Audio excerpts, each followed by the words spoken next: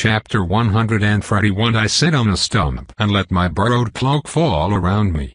The folds mask my armor so as to not alarm the mortals too much. Below, about 30 men mill around under the supervision of a tall lad with dirty blonde hair and his female counterpart. There are also a few other women in worker dresses, mostly in support roles. I count one nurse, 2 cooks and a pair of mages with primitive foci. They look so very young. The oldest lad must be in his mid-20s and he is the most nervous of them all. Jimena and Crispin, the train conductor, discuss with the Marxist leaders around the map. I have elected not to join them. I will help Jimena without reserve and she knows it, but I care little about the fate of the train and its occupants. They are not my people. This entire farce is a diversion. We should just summon our nightmares and write to the next stop instead of wasting our time playing discount rebels, but Jimena will not leave Crispin alone and so I stay as well. They must have reached some sort of agreement, because the camp soon comes alive with feverish preparations. A few revolutionaries rush to the train to help some wounded while the others pack their belongings. The female leader squints towards me, then walks up the slope in almost total darkness. I watch her progress with some measure of amusement. The brave little rebel stumbles up the dark path in a metaphor of her struggle. I watch in disbelief as she strikes more confidently as she reaches a plateau. As expected, she slips on an exposed root with a yelp, then yelps again when I brace her before she can fall on me. Sorry. Ariane. Yes. What do you want? Her eyes search the gloom. She is truly untrained. A more experienced mage would detect me from aura alone. If I let them. New Surihan. The Lycian incantation calls forth a purple dancing light, a selfish and tricksy radiance that illuminates only us. Those below cannot see. Oh, thank you. Nice to meet you, my name is Louise Lafranchi. Your friend, the Spaniard, she said that you can do magic? Well, obviously you can. What I meant was, can you teach me? Oh. I feel a veil lifting from my heart and for the first time I see her, not as one of many but as an individual with drives and desires that could align with mine. The young woman has auburn hair, dark eyes and a rather plain face, but she has an animation about her that manages to compel the attention of the others. She offers an interesting contrast to the male leader, who is all much more detail-oriented from the little I have seen. Supplicant. What you ask, I cannot provide. Learning magic is the work of a lifetime. I must attend to my own affairs, and I am not looking for an apprentice at the moment. Apprentice? No, I meant a few tricks. Just a direction. We have been trying to learn but all we have to work with are old diaries and hearsay. Who are we? My coven.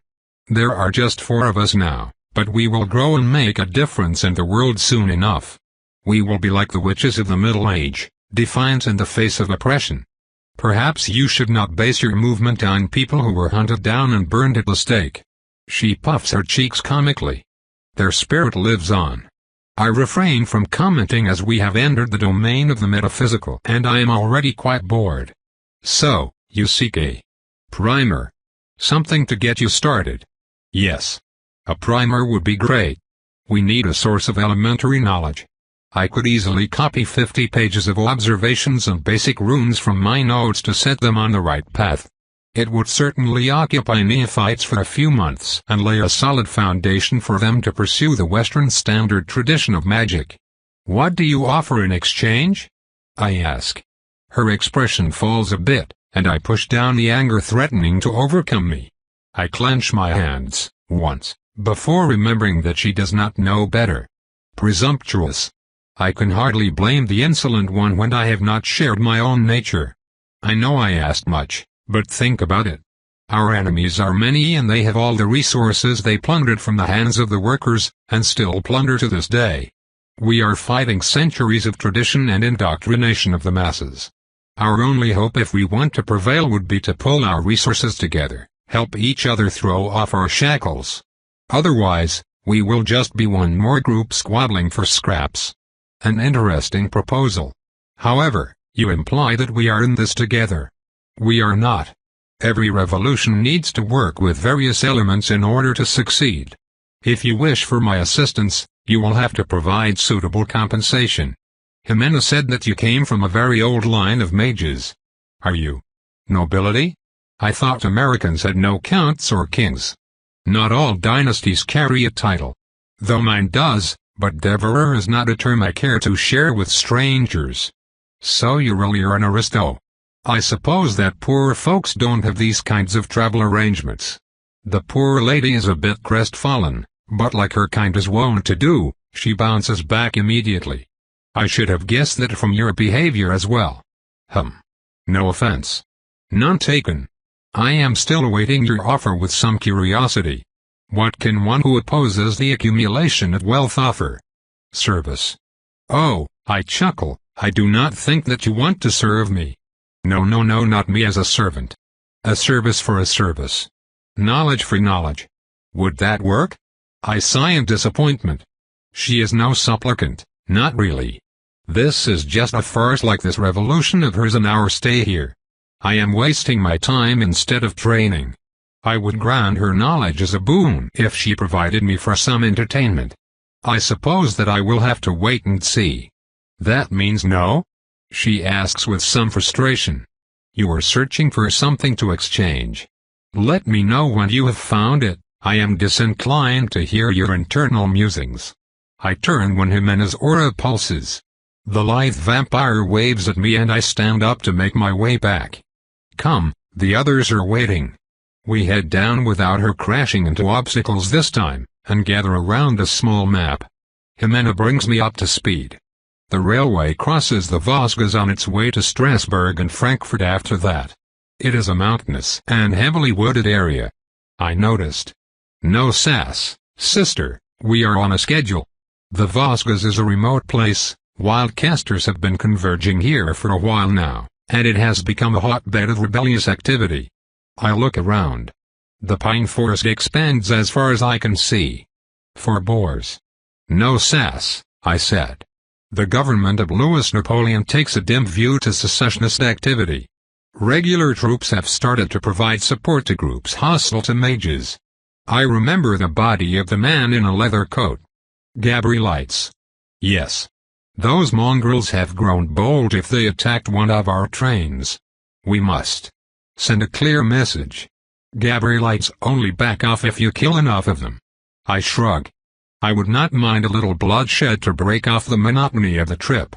And I want vengeance for what they did to my followers, Crispin adds as he comes to us, his hand firmly holding his black iron mace. The revolutionaries are dispersed so information is in scarce supply, but they all know of areas to avoid. I suspect that the Gabrielites have made their lairs there, as quite a few patrols have gone missing while exploring the area. They should be centered around a small lake here, he continues pointing at the map.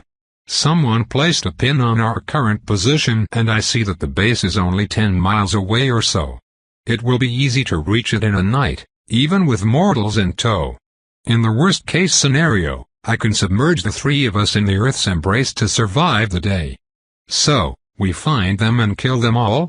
I ask with disbelief. I am so used to segmented plans and the need to mobilize large forces that I have forgotten that it is, in fact, possible to just go somewhere and kill people. Well, yes? Crispin says a bit sheepishly while Jimena grins. Sister, you think too much. This is a small-scale operation. Did you not want to try your new repeater? The big one? You really know how to handle me, I say reproachfully, but I return to the train to grab my rifle from the armory. I come across the train personnel on the way. They appear to be shaken by their losses and wounds. I gather that trains are most of the time left alone, and that deaths are exceedingly rare. Complacency always has an enticing perfume. I pick up my rifle.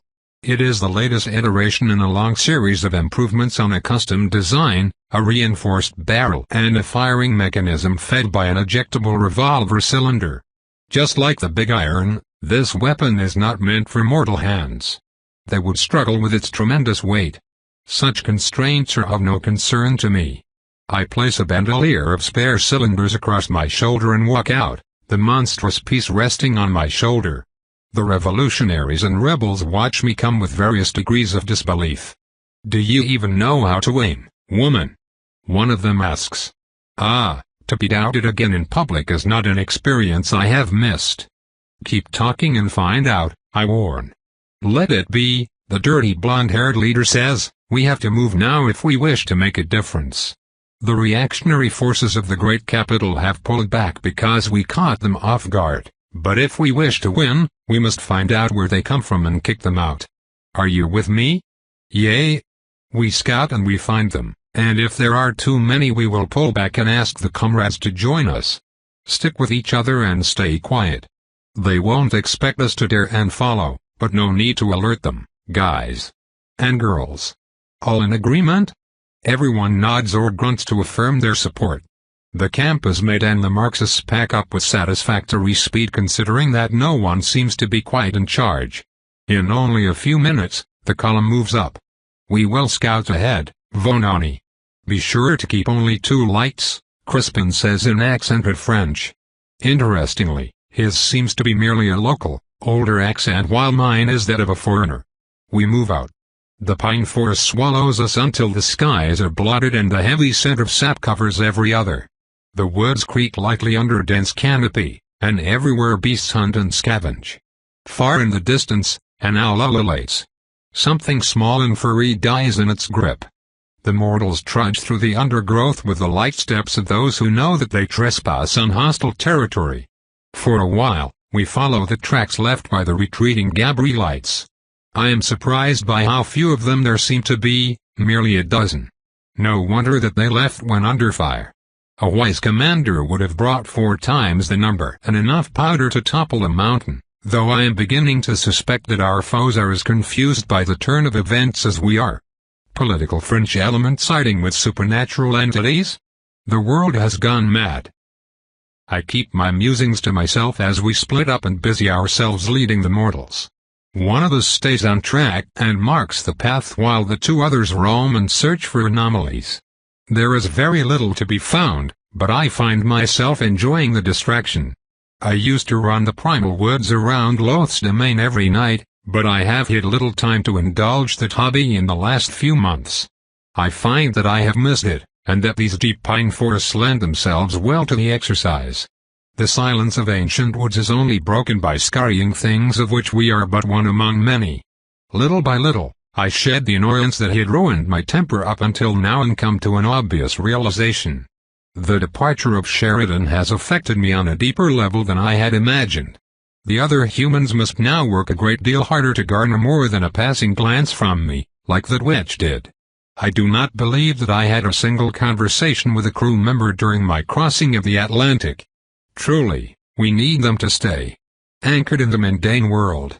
Perhaps we need them even more as we grow older and our ties to our past living selves fade. I should write to June, my grandniece. As I keep my mind relaxed, a powerful stench suddenly wakes me up from my reverie. Now, not all of the forest's perfumes are pleasant. Carrion and droppings are part of the tapestry of scents I expect. This is different. I smell old rot and burnt flesh. Smoke. Maggots. I flare my aura and wait for 15 seconds. Jimena joins me with Crispin close behind. Is something the matter? Can you smell that? The 2 others taste the air and wince one after the other. I have smelled this before, Jimena says with obvious displeasure. So have I, after many battles. This one is both old and pungent, however. Different. Shall we check? We move quickly through a clearer patch of the forest. The trees are quite tall here, and their trunks are bare. Spiders and other things have made their lairs in the permanent darkness. We come across a path, a deep groove dug through the thick layer of dry pines, wide enough to show wheel tracks. A small handcart. We follow it to a clearing as the stench of death grows from cloying to overwhelming. The scene we come across silences evenness. The English term mass grave does not give it justice. A grave can be a solemn thing after all. I much prefer the French term charnier, which evokes the amorphous gathering of spoilt flesh and jutting bones before us more viscerally. There are raised crosses with their arms blackened by fires planted at the front, like the desiccated remains of giants. Perhaps the magic of the world is growing thicker because I can still taste it in the background, a deep, festering aura of horror and despair. Those who were brought here saw what they were to become. They begged and yelled, then they screamed in agony when the hungry flames blackened their toes. They coughed and retched when incandescent fumes torched their lungs. Finally, their remains were cut down and flung aside to leave the place to others. There was no dignity in death, not for them. Crispin ends by a specific corpse. Jimena and I follow and see a young boy, this one still fresh. His rough spun shirt shows the first hint of flames, but someone shot him in the heart, sparing him some of the indignities he would have been subjected to. Despite the mercy kill, I still feel a deep unease at the sight of the dead. I have rules, a code I picked for myself under Loth's advice. This code grounds me and gives me boundaries I can follow to keep bloodlust and playfulness at a reasonable level, and despite its laxness and flexibility, I would still break its most basic tenets by doing what those people did. Who would kill the little ones? It is wasteful, pointless, cruel to an impossible degree. I believe that we have found the lost patrols, Crispin says, finally breaking the silence, as well as some of the missing families Vonani mentioned. The old bishop looks up to us and in his eyes I see a flare that was not there before. Killing me is one thing, but slaughtering younglings has always woken in me the most terrible of urges. I suppose that I should thank the Gabrielites for making it so easy to hate them. According to my personal code, I say, they made themselves fair game. When have the Gabrielites ever done anything else? Crispin asks. Some have fought with honor, I answer. Not those, Jimena says. I will guide the mortals here. Can I ask you to scout ahead? We will, Crispin replies. The two of us split up and I follow the tracks while the man roams around. As we enter another vale through a gap between two mounds, I hear signs of battle to my left. I rush there but find the skirmish over before it even began. There are 3 Gabrielites dead on the ground and Crispin is currently wiping his mace with a nice handkerchief. I inspect their hiding place and admit that it would have been difficult to notice them on sight alone. Vegetation covers it so that it melts into its surroundings, all while giving its occupants a perfect point from whence to see everything. That was before Crispin found it. Now, the structure lies gutted, much like its previous owners. They are well entrenched. Gabrielites are good at preparation. This outpost gave them a commanding view of the valley. I turn around and notice that the path we followed is not the only point of interest. The narrow vale we just entered must have been a hamlet not so long ago. Now, only skeletons of buildings remain huddled around a small lake large enough to justify a few canoes. Their husks line the beach. I frown as I feel a tug, my intuition at work again. Is something the matter? How perceptive of him. Perhaps. Let us wait for the others and then move carefully. I shall never let my guard down against them. Arrogance is how they get us. If I close my eyes, I can still remember the oppressive feeling of fire all around me, and the cries of the white cabal dying to silver bullets. We wait for quite some time before the others join us. I remember from the briefing that this lake is the center of the contested region. The Marxists soon arrive in various states of shock. They are beaten and horrified. Some have cried, but to their credit they are all still there under the command of the grim Vonani. This is the perfect place for an encampment, Jimena whispers in French when we all gather, with fresh water, food to scavenge, and ready buildings. And yet it lies empty. Perhaps a trap? Vonani says, his eyes nervously searching the landscape. We should get closer. There is a small house on the other side of the lake. We can get there first, then consider our next step, I say.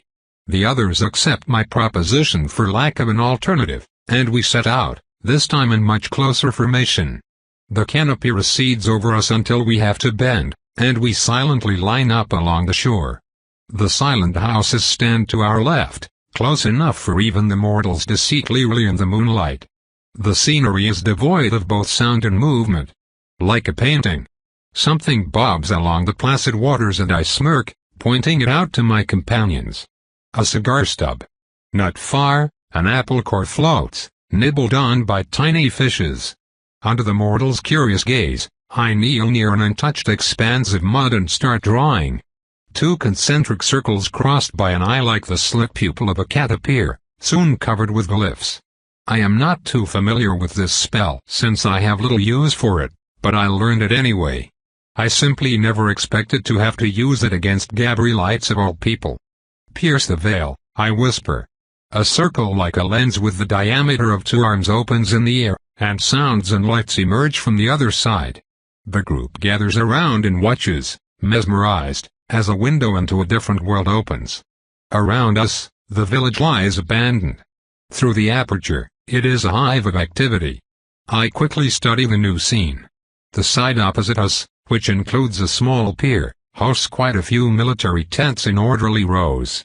Soldiers in blue vests and red trousers mill about, with dark scowls aimed at the other part of the camp, where the now intact houses lie.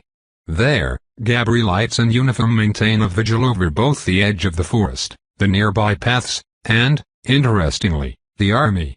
The rift between the 2 forces could only be more obvious if they started fortifying against each other. One last location causes a few words of consternation from our allies, though they are quickly quelled. Cages line a wall of the tallest building, and in them sit 24 prisoners. I see men, women and children in those, including a few with red armbands. Prisoners, there. Those are our people, one of the rebels says. I think I recognize McKellet. And is that not Marie Vaucour? I thought she and her family had simply fled the region.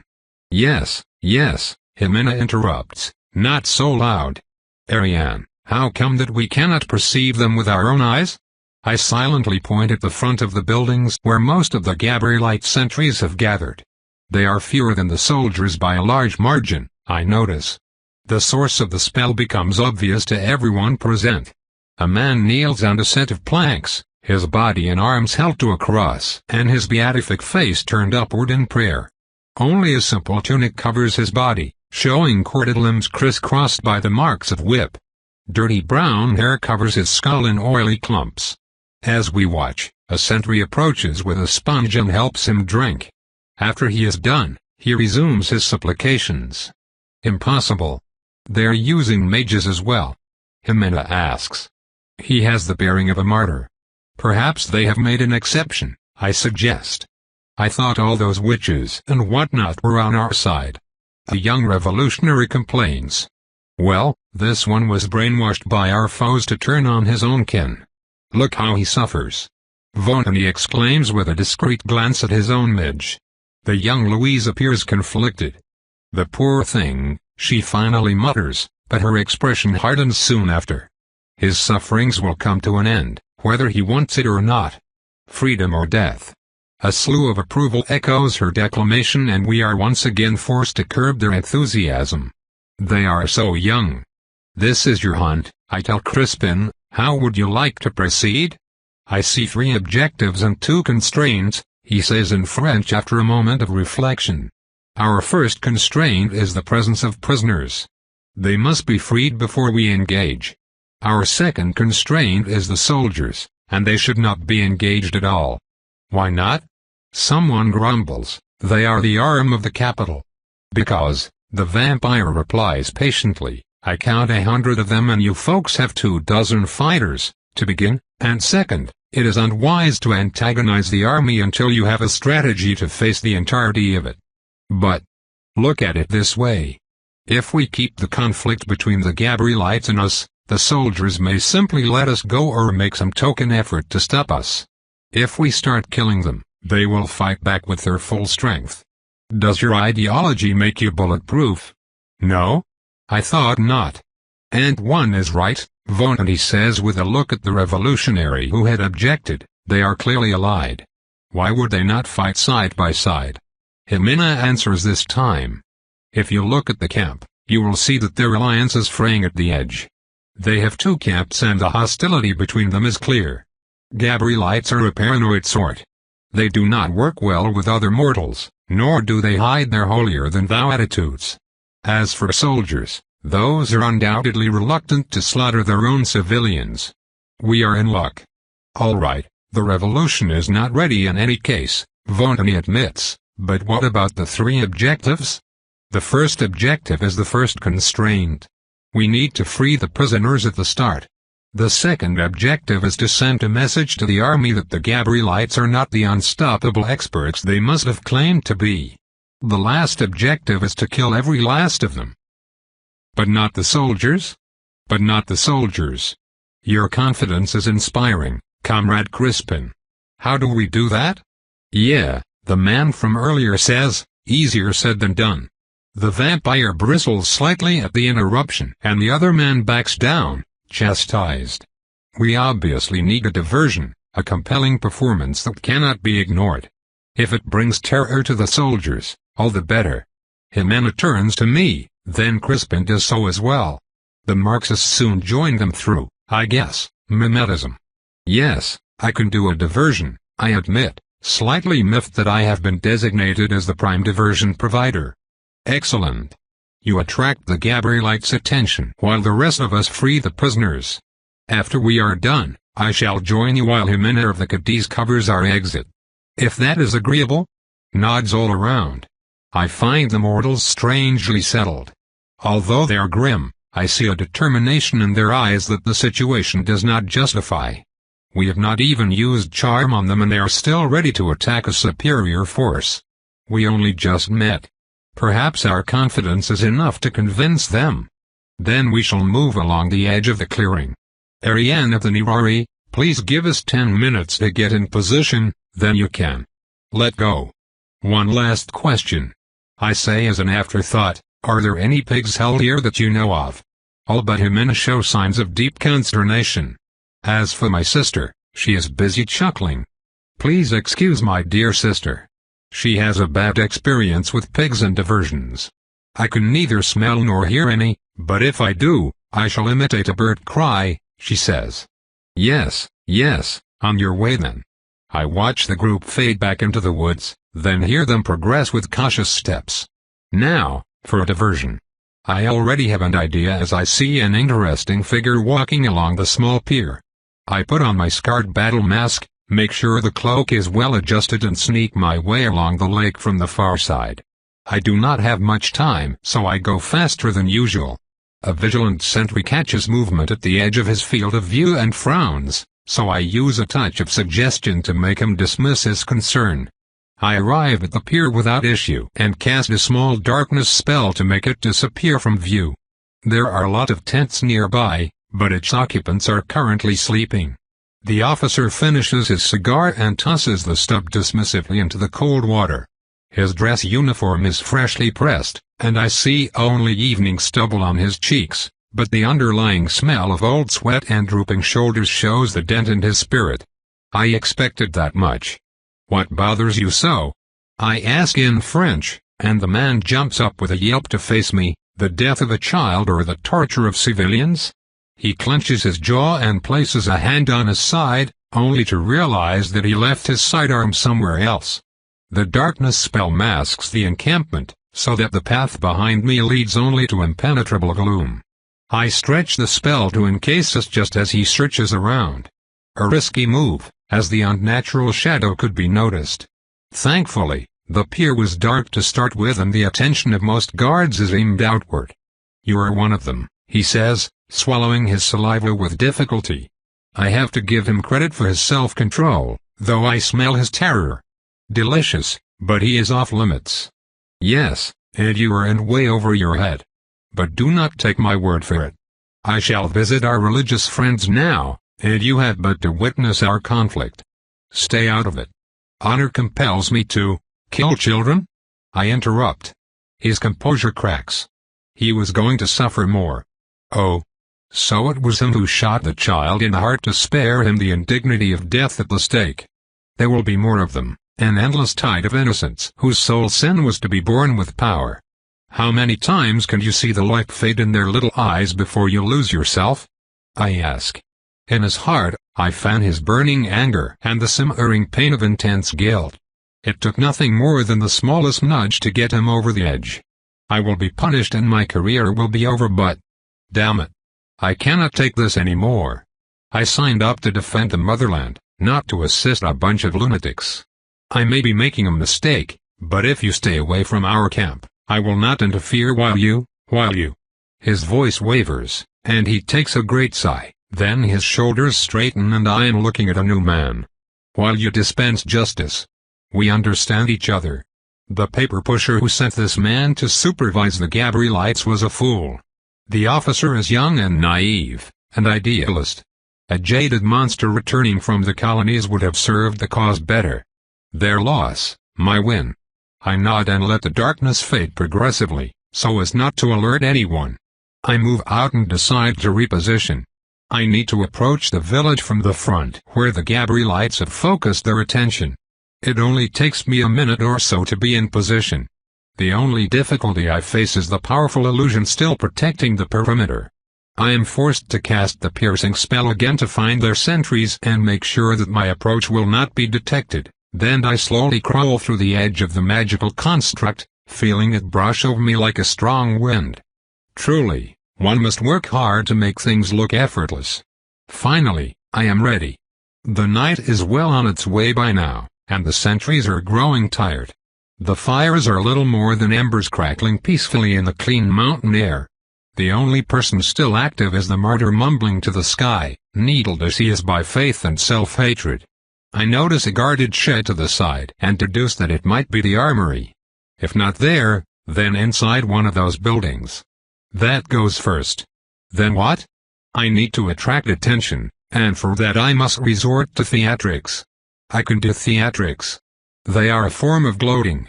Sadly, I will not be able to use the repeater. Another time, perhaps. Sinead always writes about the different roles he plays on his quest across the world, and what insight he gained every time. There is one skin I can wear, one persona I can adopt that would be perfectly suitable. In fact, I already have an advantage. After all, I have been in his mind and seen his memories.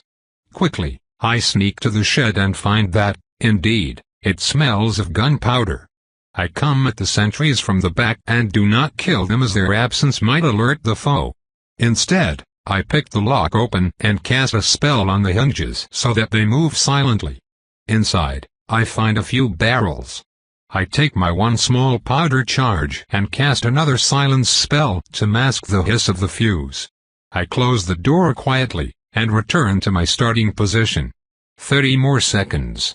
I am Nirari. I am Nirari, I am Nirari, I am Nirari. I take a deep breath and relax my shoulders. I crouch and place both hands on the green grass. Fertile land, ripe for the taking. All mine soon. Those before me are prey.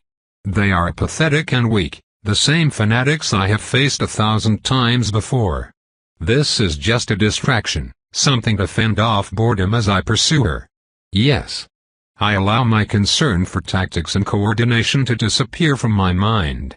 My allies will do what they want, I care not. I am not here for some grand plan. I am here to punish. I am arrogant.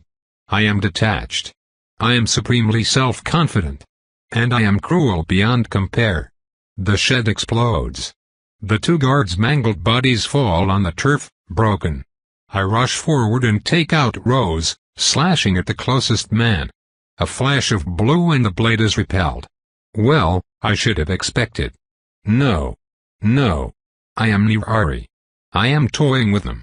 I smile at the closest guard and throw a knife at his throat, pick his blade and spear it through his neighbor. The radiance of the human god will not stop a native blade. He falls as well. A few guards aim and shoot. I move conservatively and avoid their scattered attacks by stepping aside at the last moment. Another guard falls to a knife. I crush a fourth with the body of his comrade for the sake of variety. The others run back to the largest building from whence a group emerges. They left the martyr behind. He looks up to me with liquid brown eyes. I forgive you, for you cannot help what you are, he tells me. Quite so, I reply. Around him, the bubbling power of faith burns against my skin with such fervor that I cannot approach, so I pick up a bayoneted musket and pierce his flank. Blood spills on the packed earth. Around us, the fire has spread to a nearby building. Heat and light bask us in an infernal glow, providing a perfect background to the scene that will follow. I stand tall and let the fearful mortals gaze at the metal glint of my mask. The Gabrielites gather fearfully around the tall, relatively young fighter with a bushy beard. He and his kin huddle behind a wall of tower shields bearing the cross of their god while, behind, the soldiers have gathered but do not move. They hold their breath and I feel the pleasant weight of their gaze upon me. I am not bothered because I provoked it. All the world is a stage and the main actor just stepped in, and now they will perform for my amusement. Foul creature! We shall purge your kind from the face of the earth. The Gabrielite leader bellows, trying to overcome his panic.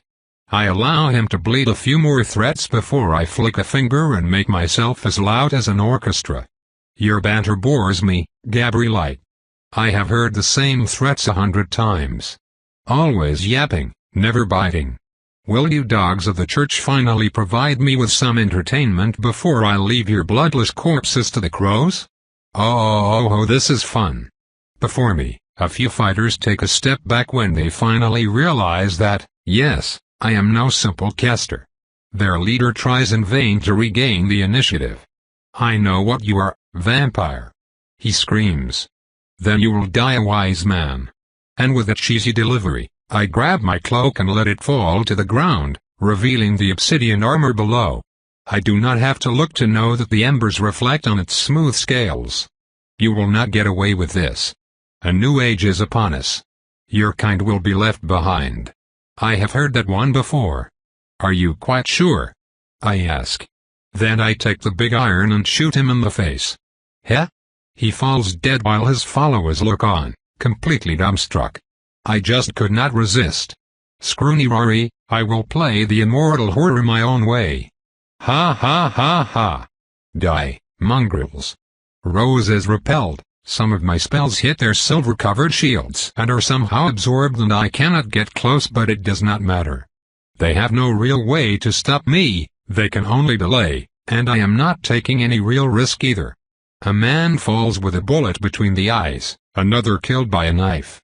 I manage to find a rope, form a lasso like Sheridan taught me, and drag one of them screaming into a dark recess where I drain him by the ankle. Through the sock, unfortunately. The others don't know it and I make sure to throw the severed head at their feet, as well as providing commentary. Normally I would limit the talk, but this is not a hunt. I am exterminating vermin for a friend.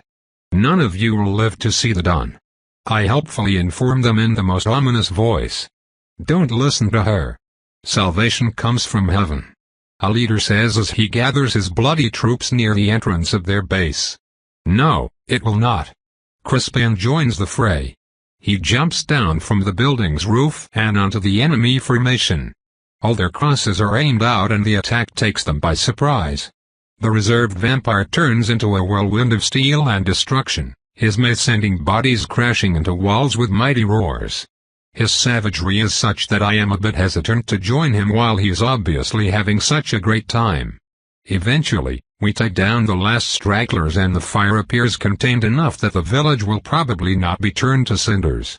We clean our weapons with all the haughty arrogance we can muster, and walk away into the darkness, casting one last glance at the terrified soldiers sticking to each other in tight ranks. With the illusion lifted, we easily find Jimena and a convoy of civilians, many of them showing signs of abuse. I approach a smiling sister and speak in a low voice. Do you think that we left a sufficiently strong impression? Jimena points behind at the burning village and piles of corpses, then at the terrified ranks of soldiers still holding position, then back at our own mortals, also terrified and holding position. Yes, I do believe that you performed adequately. Chapter 142. This is bad news, Von Honey whispers. No, this is good news, I retort. The return trip to the downed locomotive has been long and tedious. I even used Rose to cut branches for improvised stretchers like some sort of armored woodswoman. Disgrace. Crispin insisted on helping the Marxists and prisoners for political reasons and I agreed with him, though I had to escort the slow-moving wounded as a result.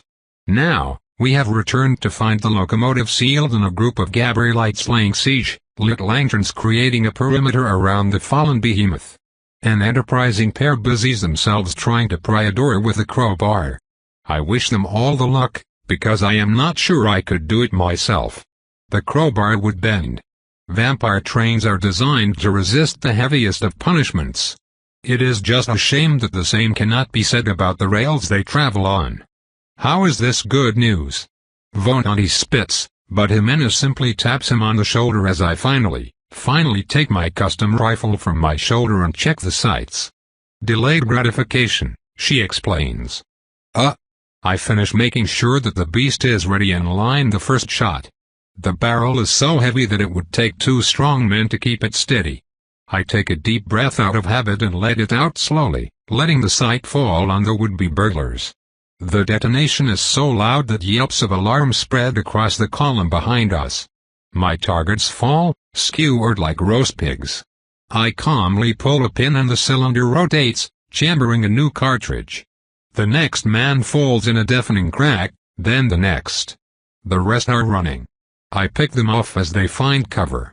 I shoot one as he enters the forest, then another as he hides behind a pine trunk. The trunk dies too. One pull and the cylinder pops out, quickly replaced by another. A Gabrielite jumps behind a metal barrel left there by the train crew. I do not know what it contained, but it was apparently not solid enough. I finally stop aiming and stand up, letting the smoking, glowing barrel rest on my shoulder once more. So, yes. You do know how to use that, the revolutionary allows with wide eyes. I considered ending those pests myself, Crispin says, but I do love the irony of killing mortals with firearms. We will just say that their use of gunpowder backfired. Ugh. There is one still alive if you have any regrets. He is hiding behind the train, I tell him. Oh. I wanted to test the frame's resistance against my enchanted silver bullets, but I thought that you might object. I would be grateful if you did not add to my workload, yes. I suppose that I shall have to weigh in on the situation, he says, then grabs his black iron mace and walks forward. Is it something about train managers that attracts a certain type of personality? I ask Jimena in a low voice. Yes. Forgive the puns, he simply decided to take the situation with humor. He has been working with some of the fallen for decades. I understand. If it had been me, none of the soldiers would have gone home. Jimena goes to join him and I step aside for a while, letting the column of refugees spill out on the small clearing in crying clumps. Those of the train crew who were not too hurt get out to share supplies. Despite the general anguish, I cannot help but smirk at the sight of Marxist revolutionaries eating caviar on blinis, passing along bottles of expensive champagne. And I did all the work. It takes a few minutes, but eventually the witch gathers enough courage to walk up to my retreat. This time, she shows more wisdom and brings a small lantern. She falters as soon as our eyes meet. I wait patiently as she searches for words, until eventually she blurts out what was on her mind all along. Are you really a human? Ha! No, our kind are called vampires. You can consider us as previously human. Cursed. I am not so sure that I want lessons from you any longer. Suit yourself. But are you really on our side? She asks. I give her my kindest smile. The one without teeth. We are on no one's side but our own. With that said, we make reliable allies and truly unfortunate enemies. Unfortunate? For you. But what about class struggle? Can vampires not see that the wealth of nations is currently in the hands of the few? Do you see our fight as worthy? An amusing question. I believe that the others are like me. We understand group dynamics and power on a fundamental level, one that goes beyond the system in which they exist. As long as mankind is mankind, there will be power structures and hierarchies. They can be flatter or narrower, but there will always be a top and a bottom. I could explain that, and the importance of understanding one's own nature, but I have a better idea. Here, let me demonstrate our worldview with the help of a simple illustration. I grab a pen and a paper from one of my armor pouches. A cut stump ends up as an improvised desk. To start with, I draw a triangle and write vampires inside. This is us. I see. I draw a small circle to the side, this one named our humans. The two figures are separate and do not intersect. This is the collection of humans we currently have an interest in. To finish, I draw a large pyramid onto the vampire triangle, so that the triangle ends as the figure's tip. In it, I write food. And this is the rest of creation. No reaction. Any questions? No. If it is any comfort, we do not appreciate the misery that the fires of industry have brought upon many people. Indeed, trapped in it, people no longer live. They survive. Back-breaking labor smothers their passion, creativity, and deep thought. It takes away their humanity by preventing its expression. Entire generations are sacrificed in the name of immediate profit. Yes. Yes. I stop myself before telling her that it ruins the taste. Ah, mortals, so easy to appease. It would not do to scare her too much, or she might learn of our weakness to the sun and try something during the day. Then I would have to kill her. Fortunately, it seems to be enough to placate her enough that she can breathe, but not enough that she pesters me about teaching her anymore. The result is that she heads back to her comrades to help the wounded. I return to my isolation until another train arrives from the opposite direction. We leave the wreck behind us and transfer to the new one while our crew moves out to start the repairs. The sun emerges as we cross the border to Hanover. By that time Jimena and I have retired to our quarters. Prague, 2 nights later. History in every stone. In the space of a minute, I have come across fine examples of Roman, Renaissance, and Baroque architecture. Every tower, every house proudly bears its heritage onto colorful tiles in red or blue, with rectangular windows dotting their facades by the dozens. Contrary to the cities back home where wood is used as a cheap and convenient material, rock is king here. The pavements and walls are made of it, and the older ones already bear the wrinkles of age with dignity. And so I take my time enjoying the experience, walking across busy streets and rowdy crowds. My steps lead me to the town square and its Gothic church illuminated by gas lights. Tall spires pierce the skies while long glass windows will, tomorrow, let in the sunlight to bask the worshippers. Tonight, it merely keeps me at bay. As I stop moving, roving bands of men in felt hats or berets give me a wide berth. I have grown too used to the cosmopolitan nature of our cities. Here, my traits and garments clearly mark me as a foreigner.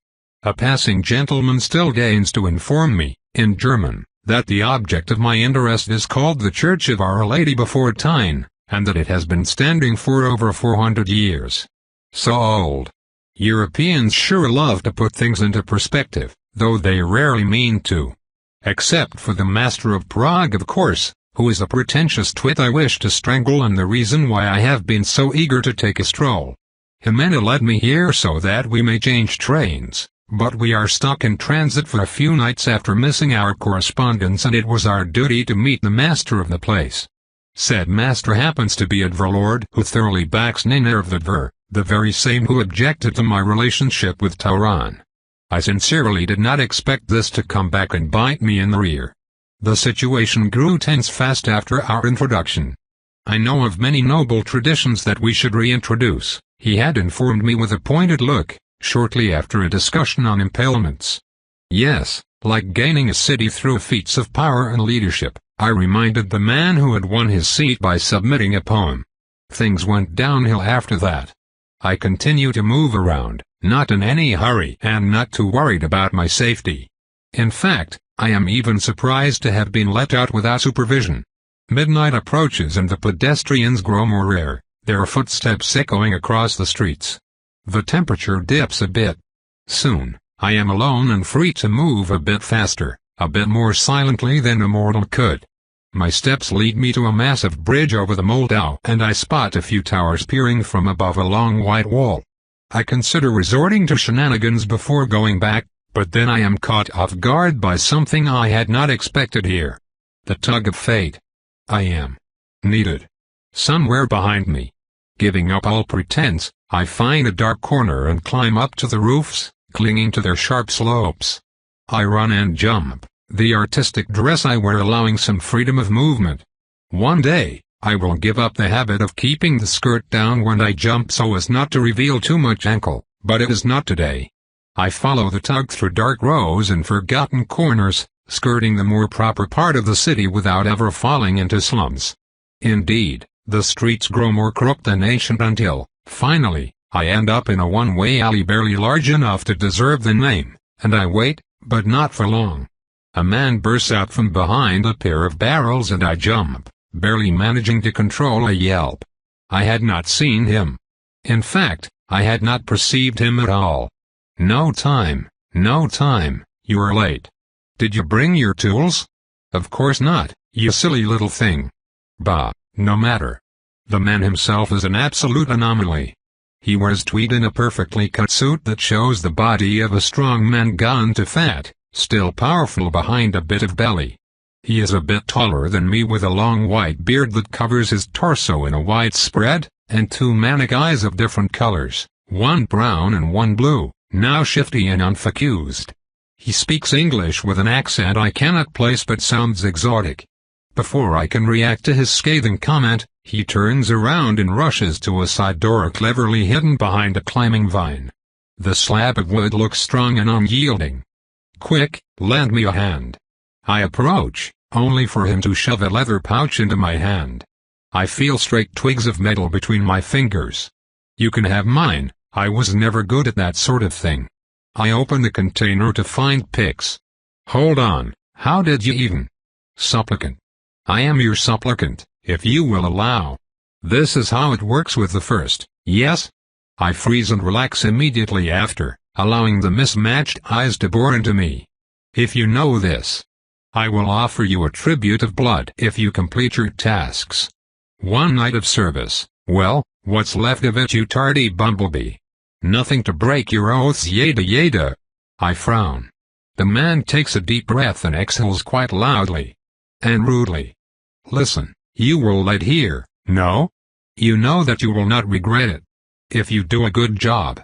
All my instincts tell me that I should accept the strange offer, despite how risky this all seems.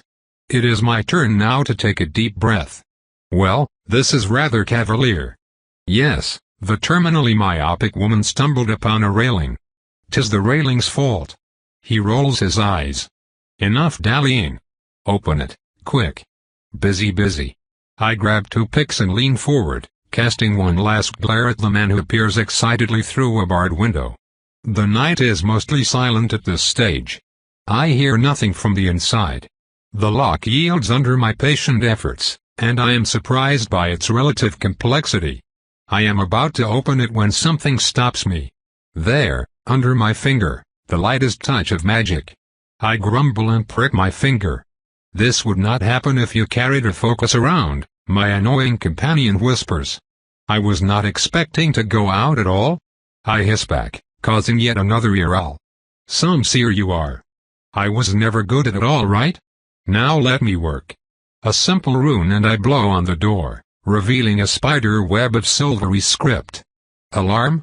The man asks. Some burglar you are, I retort. Yes, alarm and fire. Let me disarm it. Oh no, no fire. It would not do at all. Shh. I carefully engrave a circle with a nail and link it with the alarm's trigger rune, then deactivate the rest of the construct on the other side of the door. Whoever designed this system was thorough, but terribly unimaginative. They never expected more than a direct approach. A click, and the door rotates on oiled hinges with satisfactory silence. No alarm, no fire. It smells of dog and old books. The old man brushes past me in a rush to cross the antechamber we find ourselves in. A lifted curtain, and I enter a packed library. Rows upon rows of dense shelves filled to the brim cover every wall in perfect darkness. They reach the very ceiling to form a labyrinth of overloaded containers, each crammed with crumbling tomes and leather-bound books, loose sheets escaping left and right. The unknown man dives straight in between a collection of treatises on Themistocles and early renditions of Don Giovanni, waving a small lantern he borrowed from the entrance. He is light enough on his steps that he does not trigger an avalanche of the Descartes mountain, which had started to sag. Eventually, he reaches a tiny desk tucked on the side and barely visible under all that fire hazard. I see his back bend as he leans forward, and he turns to me, waving a small, wrinkled pamphlet. "Here it is." I knew it. I just knew it. Those ignoramuses. And they dare call themselves bibliophiles. Ha! I read the document after it was shoved under my nose by frantic hands. It is, of course, in Czech. Never mind, I turn it and see the same in German. Herr Matthias Billig, pious man of the true faith. Disperses curses, banishes demons. Satisfaction and discretion guaranteed. Below, an address was written, though I would be hard-pressed to find it without some local help. What is this all about anyway? I ask. The book. The star book of twisted things. They want to destroy it, the horrid lot. Too many weak psyches lost to its hallowed pages. But I digress. We must go away at once. I only hope that we are not too late. Tardy one. All right, lead the way. We rush out into the streets of the deserted city with alacrity, and I start to suspect that the man may be one of us. I still fail to perceive him with anything but ear and sight, but there is a lithiness behind his step that a man of his age and physique should not have, even if they have a past career in ballet. Besides, he cannot have a past career in ballet. His leg muscles are wrong. The man ignores my inspection as we trot across the cobbled streets like ghosts. At this late hour, the ancient walls loom in alcoves help reinforce the impression of progressing through a maze. It must be such a pleasant hunting ground that I cannot help but sniff the air in the search for some lost mortal to snack on. There are none to be found, however, and we soon end up in a small plaza around a tiny well, its rim chipped by centuries of human hands. There is a gas lamp now extinguished. The only source of illumination is a single candle shimmering behind a window like a trembling beacon, barely strong enough to survive the encroaching darkness. There it is. Can you work your magic again? Quickly, or they will finish what they started. I first check for alarms and find a pitiful one, barely deserving of the name. My work with lockpicks is similarly short. Only when I grab the handle do I stop in my tracks. What? The man asks. This place is a home. I cannot get in. Curses. I cannot progress without you. Oh no, we cannot delay. They could be trying as we speak. I let the grown man grumble. There's still one recourse, a tool that I am usually loath to use. I need to be invited in. While some other bloodlines thrive on ambiguity, breaking the spirit of the laws of hospitality upsets me on a fundamental level. Alas! Fate, this cruel mistress, is still needling me forward and I am willing to take the risk, and so I mess up my dress a bit and call upon the Hastings essence. Most of the time, the essence allows me to flush my face and imitate the many innocuous gestures of those whose blood runs warm. This time, I manipulate the essence for another purpose. Instead of a hail flush of the living, I turn my own pallor sickly and worrisome.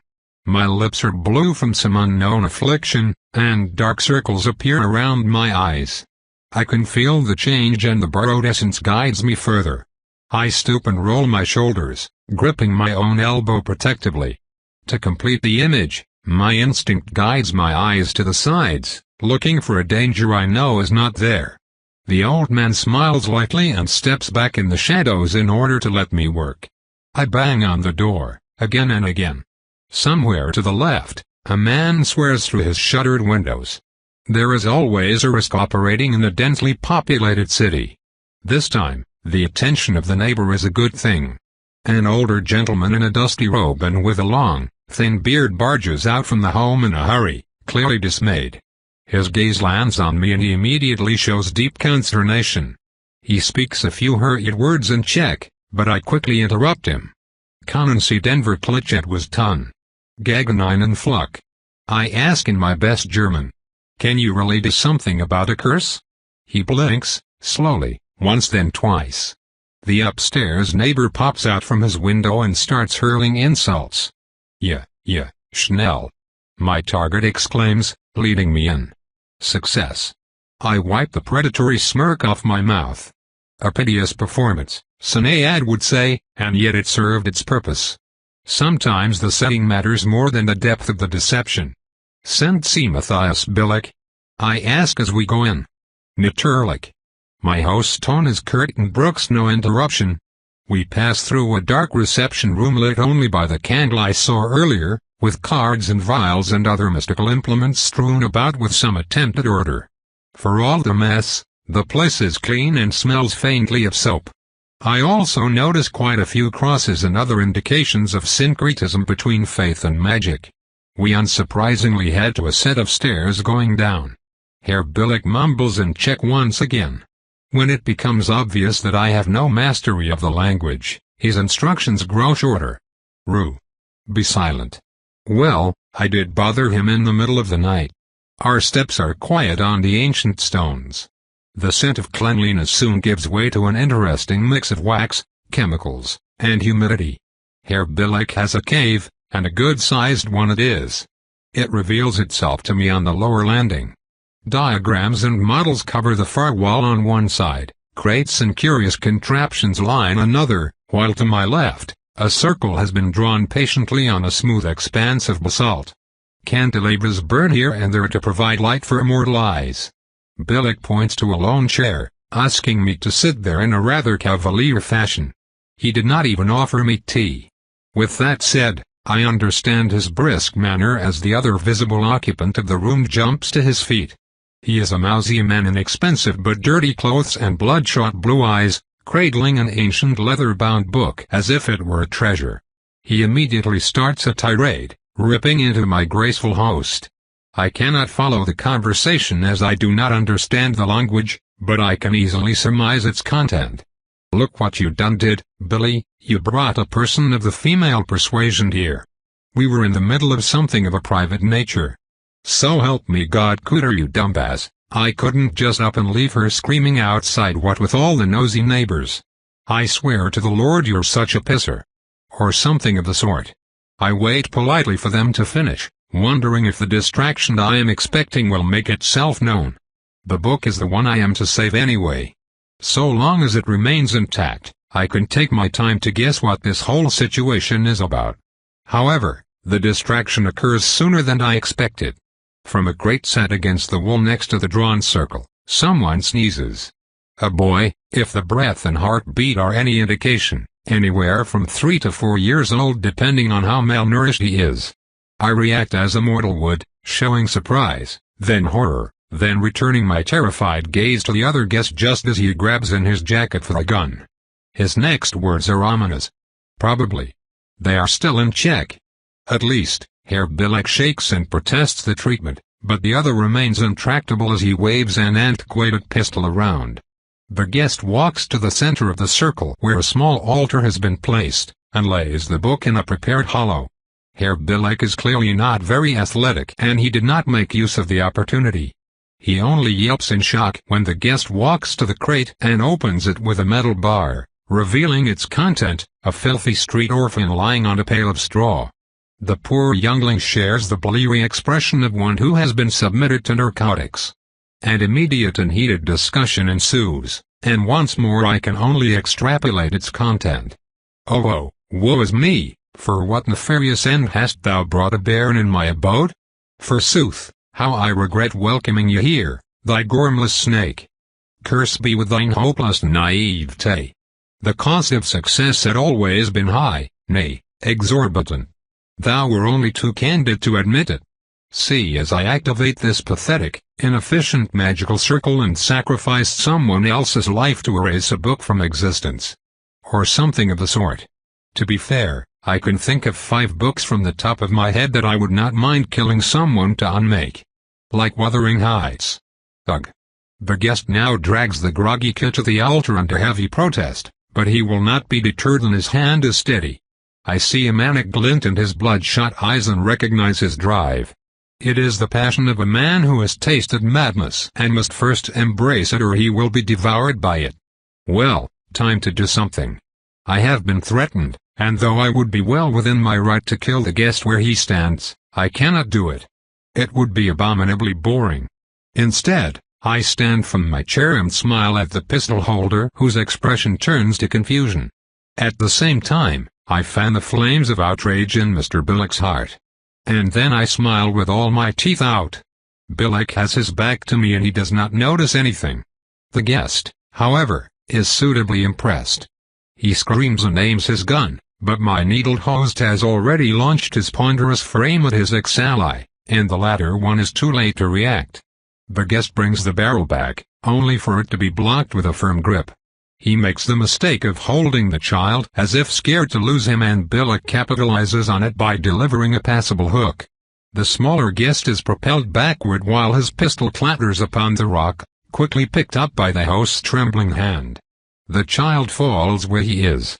The guest recovers and finds, in his jacket, a nasty blade of sharp obsidian. He speaks, begs. My host's voice shakes, yet his mind is made. I see pure, delicious desperation in the smaller man as he licks his spittle-covered lips, searching for an opening that his body cannot exploit. Billick readjusts his grip. The guest charges with a frightful cry. He is shot. He falls, gurgles and spits his lifeblood. Billick, too, collapses. His knees smack into the rock with a bony finality, and the spent pistol is abandoned where it falls. I gave it a 1 in 3 chance of exploding, taking the shooter's hand with it. I guess luck is on his side, for now. What have I done? He probably says. That or I cannot hear at all, since this is the usual result of unloading a firearm in a confined space. With a trembling hand, Billick reaches for the book, then he sees the dagger in a dead man's grip a few feet away and steals his expression. I can practically see the cogs turning in his overtaxed brain, despair pushing him on the path to sacrifice. 1 step, 2 steps, my presence is forgotten. Not so fast, I whisper in his ear. And now comes the subtle part. As a guest, I am beholden to certain laws, but I can also show a measure of initiative without resorting to violence. Some doors are best left closed, for the mortal mind is not equipped to bear them, but is the wisdom they impart not worth a little bit of insanity? I shall let him decide. You are a man of knowledge, I purr, forcing his gaze away from the knife and towards the diagrams and books filling his workplace. They form a tapestry of letters over a background of naked stones. Old words, old scripts, an old place. And the most precious of all, the most unique, is here. But the man. His mind gone. He was weak and feeble, a foolish collector of works he never understood, and never tried to. You, however, you are a man of talent, a light in the darkness. Is it not so? Yeah. No.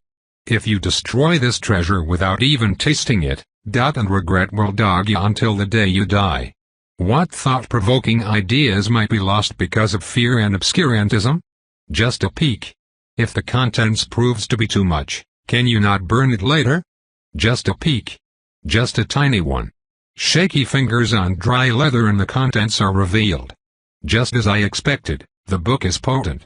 Pages flip like butterfly wings in a chromatic dance with no respect for propriety or, indeed, physics. They land on a poem and my host recites in a suddenly smooth baritone. Beneath the waves, deep, where the lost ones birth the tides. Through towers of coral and black shrines tall and cold. Altars of whale bones. Pillars of black and gold. Asherah's hides. The unholy parades that amble its turbid traits. Have not known sun nor stars nor the ice bite of the gale. No hale skin to be found, but pale eye, teeth, and scale. Asherah's weights. Beards of drowned sailors, tibias on man-skin drums. Hungrily they grasp, their fingers like kelpin worms. In an endless tide that through shore and marsh yet squirms. Asherah's comes. O mighty city, stay thy hand for one night more. That I may drown your memory in much opium and liquor. Like poison, your sight in my veins will always burn. And one day to Asherah's return, oh, most peculiar. The runes and text is in Akkad, and they carry the meaning directly to the reader's spirit, transcending language. I can taste the auras of fish folks in their terrible multitudes as they crowd the living streets of their sanctum, its sprawl reaching to a dark horizon. I believe that my sire must have visited the place before he emerged from the ocean after his nap. How quaint. I savor the piece of trivia, but the same cannot be said for my host. His eyes turn red and tears of blood trail down his pale cheeks. He mumbles a few words, lifts a page and, once more, The book shifts to another fragment. The handwritten letters belong to someone else now, someone with a wild and enthusiastic calligraphy. It is still in a cade. Lo, I climbed the slope of Grandfather Kilimanjaro as the gazanias spread their golden petals. I sat upon the ashes in the shadows of Monzi, that great tea to the earth, and imbibed the sorcerous elixir.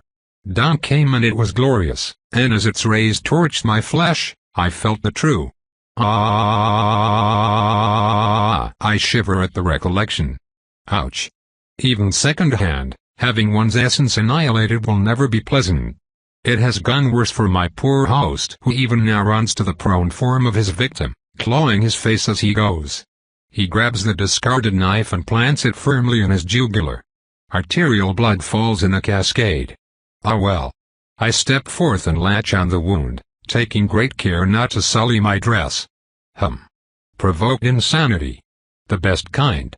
I relish the tortured essence for as long as I can, enjoying every drop of twisted psyche. When I step back from the body, the old man awaits. He holds the book and caresses its cover with great affection. Thank you. You did well, he tells me with a smile. You are one of us. I knew it. No, he replies with a feigned smile, you expected it. What I did not expect was for you to have stolen one of the great books of Icon. Stolen? He scoffs, I made the things. Every copy. They never objected to sharing their experience with me, and so this tome draws from theirs. And a few other select volumes. Why? I ask, enthralled. Why make the book? For the same hobby that you share with me, little devourer. I knew we were at one mind the moment I smelled the young street urchin on you. We both enjoy making the world. Stranger. The man's face shifts. He is a young dandy, a grizzled soldier, a fat banker. Every face is a mask more convincing than any disguise I ever made. The only constant remains the mismatched pair of eyes, always manic. They draw me in like whirlpools. By the Watcher. You are Vanheim. In the flesh, or is it fleshless? The voice is younger now and comes from a princely man with the demeanor of a spoiled noble. It lasts for only an instant before I see a fresh-faced plant worker in sooty coveralls. Now I am more than eager to taste that essence of yours, I say. Ah, the impatience of youth, a wizened rabbi reprimands, your task is not yet done. You still have to leave your mark. I am handed colorful sticks by a young Parisian artist in a ratty suit. Of course, I know what to do. I find a seat and get to work, carefully selecting the right shades of black and gray for the suitable background. The nightmares are as dark as I can make them, and their riders blur with speed and the thinning fabric of the world. The tide of flesh facing them writhes like so many maggots, but their disgusting presence is smothered, eclipsed by the great entity behind us. The scourge has covered the land, but the Watcher has come and its many heralds now unleash its gaze. Purple saturates the scene in its many hues. In the cave of Prague, on a piece of paper that only exists in this moment, I draw the vampire charge at Back Harbor and, in it, I pour the excitement, the rage, and the ecstasy of riding down a challenging prey along the deadliest warriors of this world. Yes. This is perfect. It has taken me 2 hours, but I successfully imprinted my memory upon the ethereal paper. Now, whoever observes it will be nicely dragged into it and know what it feels to stand at the top. I wish them all the best. This will do nicely, Vanheim declares, admiring the work. Now, I suppose that it is time for your reward. He blurs and I taste a powerful essence on my tongue. This time, I see no recollection, but a haze of sensations and competing thoughts that carry me like a tornado, sending my consciousness to crash through concepts like flimsy walls. As soon as a new provoking idea emerges, it fades like a dream to be replaced by another. I am left stunned by the cacophony of power and fall, dazed for the first time in decades. Wow. Quite a ride, is it not? You are the first devourer I grace with my mind. May you find a use for it as you were of use to me. After all. He leans and suddenly I am looking at a woman. She is exactly my size, wears my robe and deep, slightly amused blue eyes. A pretty face with a sneer too jaded to belong to one so young. Her carmine lips part to reveal 8 fangs. Our interests align, do they not? My voice, my face. Before I can protest the robbery, my alter ego's hair turns as dark as J, and I am looking at a slightly different person. And with this, I bid you adieu. I do not think we will meet again until the age of ash and thin air. Goodbye, darling. Do keep yourself alive. And he? She? Whatever. Vanheim is gone. I find myself mostly alone in the darkening cave, in my damaged dress, holding a book. What an unexpected turn of event. The drugged child tumbles towards me, lifts his glazed eyes to my face and asks, "Kosade?" I am going to assume that he is asking what just happened. Well, he is tiny. I can at least take him outside. With his hand in mine, we climb the stairs and exit the building in silence. I find Jimena waiting for me in the small plaza.